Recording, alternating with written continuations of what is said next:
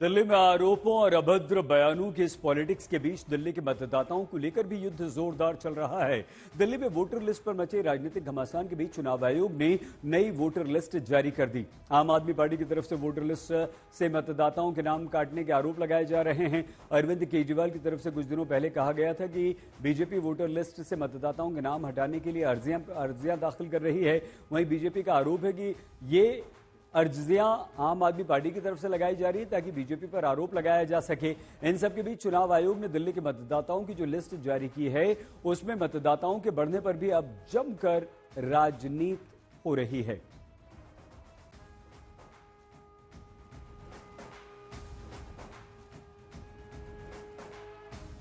अब दिल्ली चुनाव आयोग ने दिल्ली के वोटर्स की जो फाइनल लिस्ट जारी की है यहां आपके सामने, उसके अनुसार देखिए दिल्ली में कुल 1,54,24,858 वोटर हैं।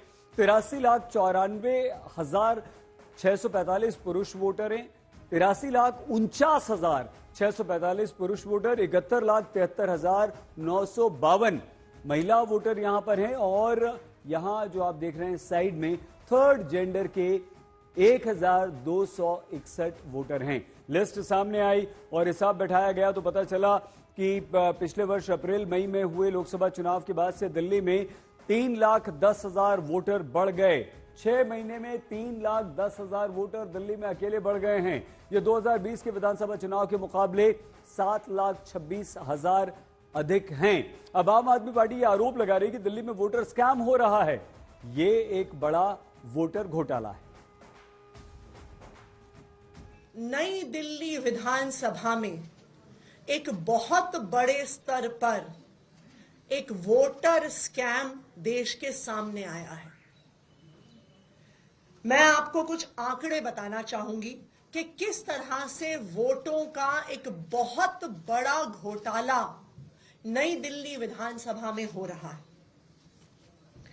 देश भर में जैसे हम जानते हैं हर साल एक समरी रिवीजन होता है, एक इलेक्टोरल रोल बनता है। ये लोग समरी रिवीजन के समय कहां थे?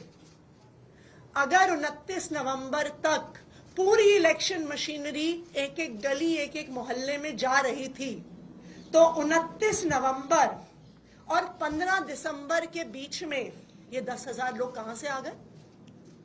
इससे ये साफ है कि गलत तरीके से वोटर जोड़ने की साजिश हो रही है।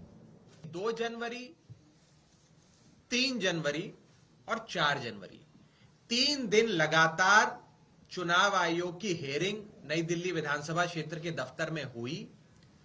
उसमें तमाम ऑब्जेक्टर्स को बुलाया गया। कुल मिलाकर 11 ऑब्जेक्टर इन 3 दिनों में नई दिल्ली विधानसभा क्षेत्र के चुनाव आयोग के दफ्तर में आए और 11 के 11 लोगों ने मना कर दिया कि हमने किसी प्रकार का आवेदन पत्र किसी वोटर का नाम काटने के लिए नहीं दिया है। हम ऑब्जेक्टर नहीं है, हमारे नाम का गलत इस्तेमाल हुआ है।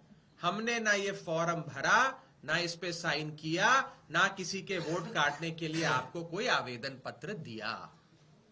ये बड़ी चौंका देने वाली बात है।